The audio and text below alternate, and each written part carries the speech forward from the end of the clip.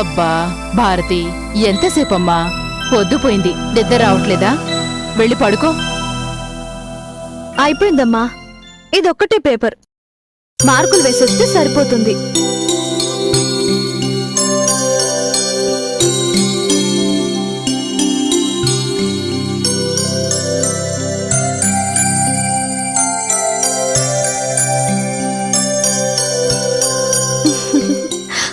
ఏంటి నవ్వుతున్నావు? వీడు చూడు, భాస్కర్ అని ఒక పిల్లాడు నువ్వు చూసిన క్రికెట్ మ్యాచ్ గురించి వ్రాయమని చెప్తే ఏం రాశాడో తెలుసా?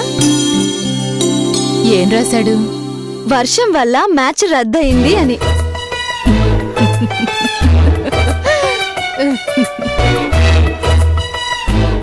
ఇప్పుడు వీడికి మార్కులు ఇవ్వాలా వద్దా అమ్మా? ఫుల్లుగా ఇవ్వాల్సిందే. వాడు చూస్తున్న క్రికెట్ మ్యాచ్ నిజంగానే రద్దయిందేమో, నీకేం తెలుసు?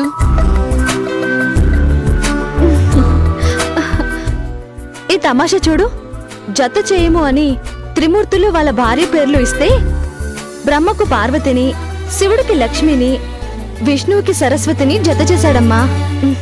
మహామేధావి. అదలా ఉంచు. వాళ్ళని వీళ్ళని జత చేయమని పరీక్షల్లో ప్రశ్నలిస్తావు సరే, మరి నీకెవర్ని జత చేయాలో చెప్పవే? ఇప్పుడు నా పెళ్లికేం తొందరమ్మా? నువ్వు చెప్పినట్టే చదివించి టీచర్ నవ్వుతానంటే సరే అన్నాను.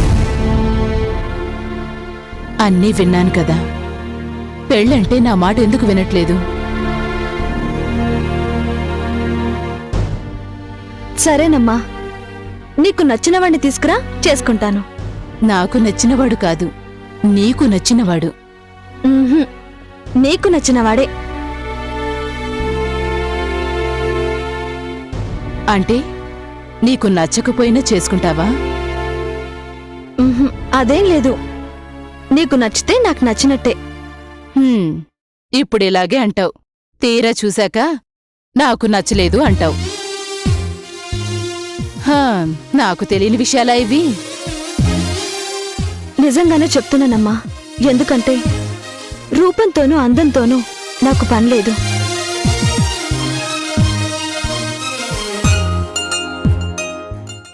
కాకపోతే ఒక కండిషన్. కట్నం అడిగేవాడు నాకక్కర్లేదు.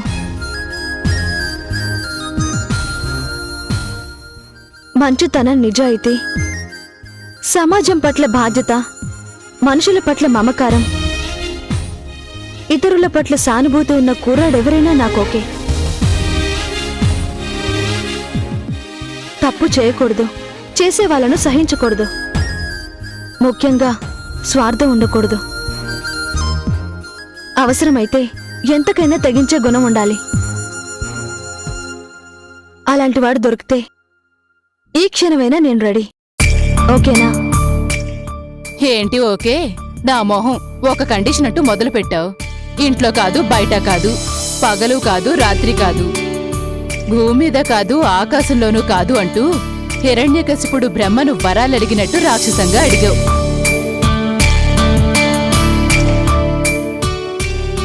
అమ్మా తల్లి, నువ్వడిగిన లక్షణాలున్న అపరిచితుణ్ణి తీసుకురావడం నా వల్ల కాదు గాని ఇంకో మాట చెప్పు. నేను ఇవన్నీ ఆషామాషిగా చెప్పలేదమ్మా. అలాంటి వ్యక్తి అయితేనే నాకోకే. అలా కాకపోతే కాంప్రమైజ్ చేసుకోవాల్సిన అవసరం ఏముంది? దొరికే వరకు ఆగుతాను, అంతే. ఇంకా అయినట్టే. సరే, జరిగినప్పుడు చూద్దాం గాని నిన్ను కదిపాను చూడు, నాది బుద్ధి తక్కువ. నాకు నిద్ర వస్తుంది, నేను వెళ్ళి పడుకుంటానమ్మా. నీ ఇష్టం, ఎప్పుడన్నా వచ్చి పడుకో.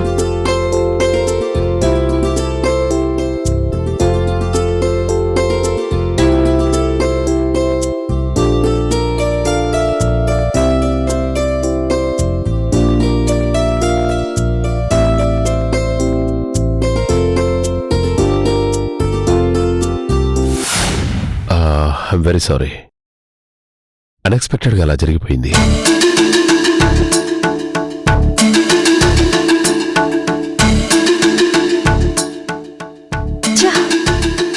అర్జున్ గుర్తొచ్చాడేంటి? Waste fellow.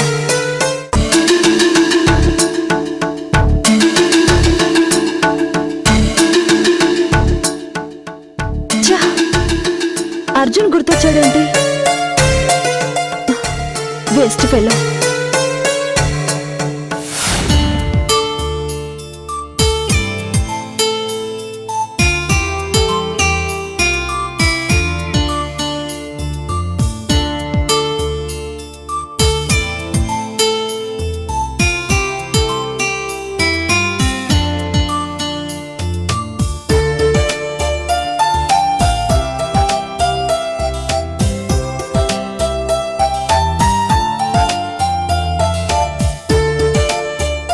మీరు సారీ చెప్పాలని కాదు, అర్జున్ తప్పు చేస్తే అది ఇంకో అర్జున్కో మరొకరికో నష్టం. పోలీస్ ఆఫీసర్ తప్పు చేస్తే అది సమాజానికి నష్టం.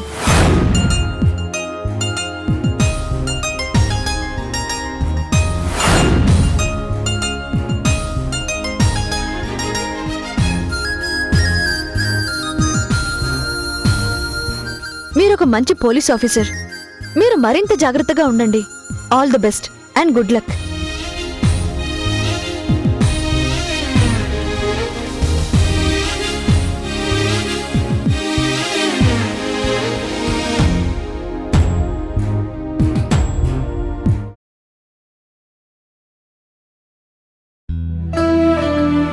మీరు తల వంచితే మీ తలపై ఉండే 3 సింహాలకి అవమానం జరిగినట్టే. అది మన దేశ చిహ్నం. దానికి తలవంపులు తేకండి.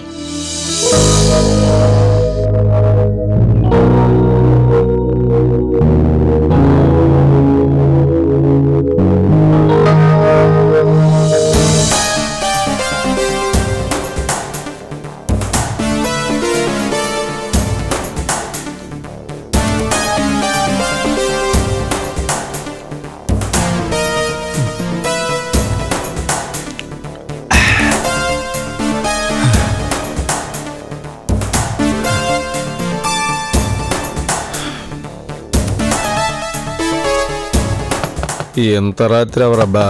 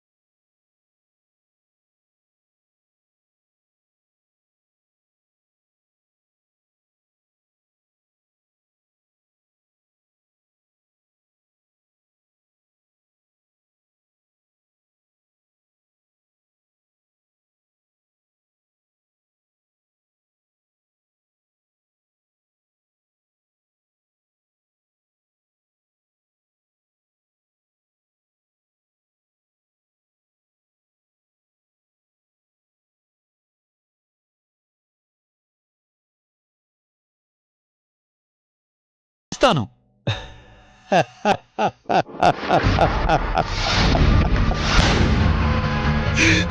నువ్విచ్చేదేంటి? నేను ప్రియను పెళ్లి చేసుకుంటే మీ ఇంటి అల్లుణ్ణవుతాను. అప్పుడు మీ ఆస్తిలో నాకు రావలసిన వాటా ఎలాగూ వస్తుంది.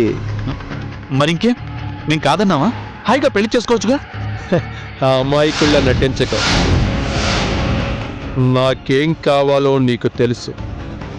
వర్షాన్ని నువ్వు పెళ్లి చేసుకుంటే నేను ప్రియను పెళ్లి చేసుకుంటాను.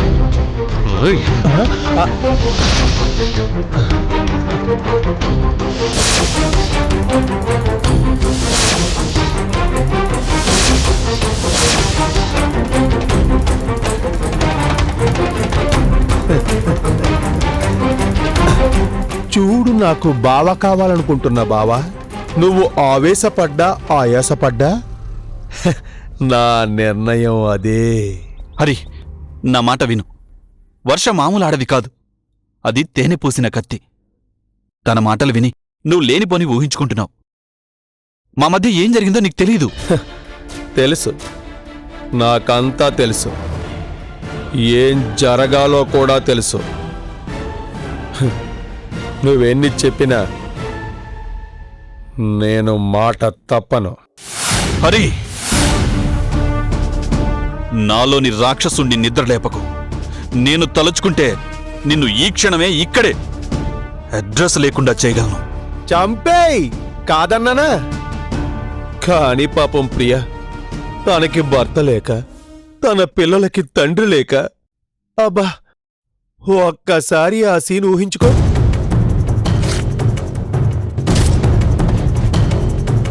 రాలిపోయే పువ్వా నీకు రాగాలెందుకే, తోటమాలిని తోడులేడులే. మాతృదేవోభవ సినిమా గుర్తొస్తుంది కదా?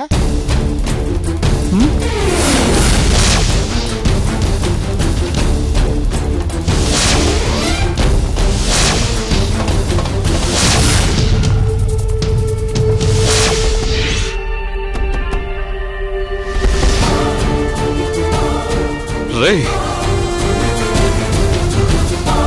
ఇద్దరు ఆడాలని అడ్డు పెట్టుకుని బ్లాక్మెయిల్ చేస్తున్నావు.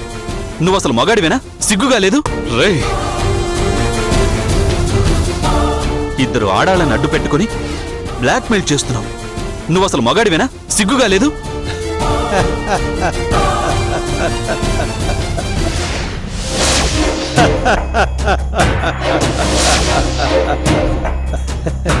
మగాళ్ళం ఆడాళ్ల కోసం కాక ఇంకెందుకు బతుకుతాం? అయినా సిగ్గెందుకు? సిగ్గుపడితే నీ చెల్లి నాకు చిక్కేదా? ఆ అనుభవం నాకు దక్కేదా? నువ్వు, నీ ఆస్తి, నీ కుటుంబం నా గుప్పెట్లోకి చేరేవా? వర్షా కోరిక తీర్చేవాడివా? లేదే. అందుకే నువ్వు కూడా సిగ్గుపడకుండా, పంతాలకు పోకుండా అగ్ని వర్షను యాక్సెప్ట్ చేయి. హాయిగా ఒకే పందిరి కింద అందరం పెళ్ళిళ్ళు చేసుకుందాం. ప్రియ కోసం, కేవలం ప్రియ కోసం నిన్ను వదిలేస్తున్నాను. ఇంకొకడైతే ఈ పాటికి వాడి సమాధి మీద చెట్లు పెరిగేవి. కాని ఒక్కటి గుర్తుపెట్టుకో, నువ్వెన్ని కుట్రలు పన్నినా, ఎంత బెదిరించినా నేను బెండవుతానని మాత్రం అనుకోకు. అవసరమైతే అందర్నీ వదులుకుంటాను, కాని అగ్నివర్షను దగ్గరకు రానివ్వటం మాత్రం ఎన్నటికీ జరగదు.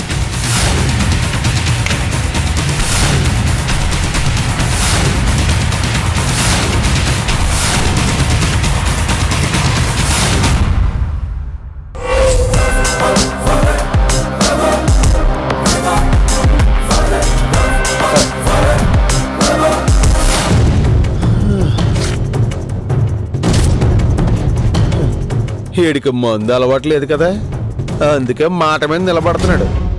అలవాటు చేస్తే పోలా?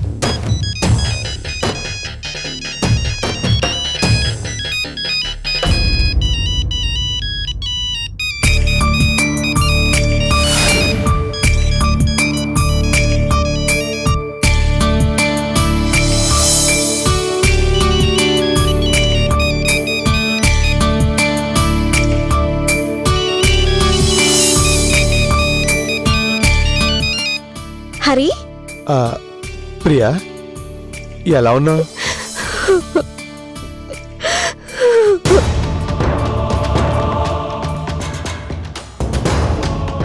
ప్రియా ఏమైంది? హరి, అసలు నువ్వు ఏమైపోయావు? నేను ఎలాంటి పరిస్థితుల్లో ఉన్నానో తెలుసా? తెలీదు, కానీ తెలుసు. అర్థం చేసుకోగలను. నువ్వెంత నరకం అనుభవిస్తున్నావో నేను ఊహించగలను. అసలు నువ్వేమైపోయావు? ఒక్కసారి ఎందుకలా మాయమైపోయావు?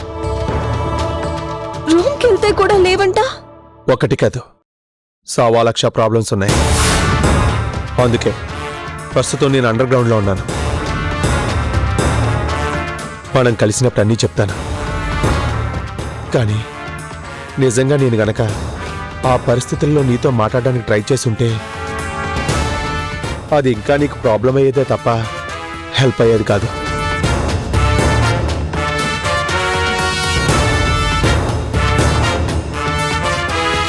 అందుకే సైలెంట్గా ఉన్నాను.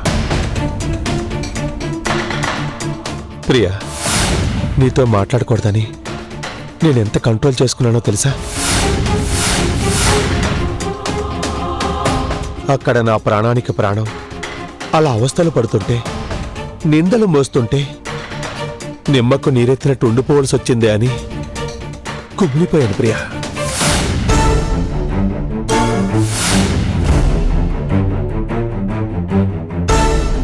నీ మీద నాకున్న ప్రేమ నీకు తెలుసు, కానీ మీ వాళ్ళకి తెలియదు కదా.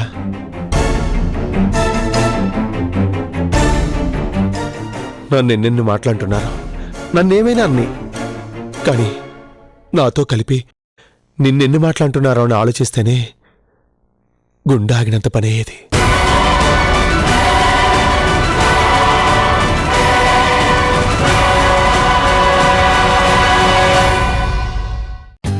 For more updates, like, comment, subscribe to our channel. Hey darlings, గంటని click చేయడం మర్చిపోకండి.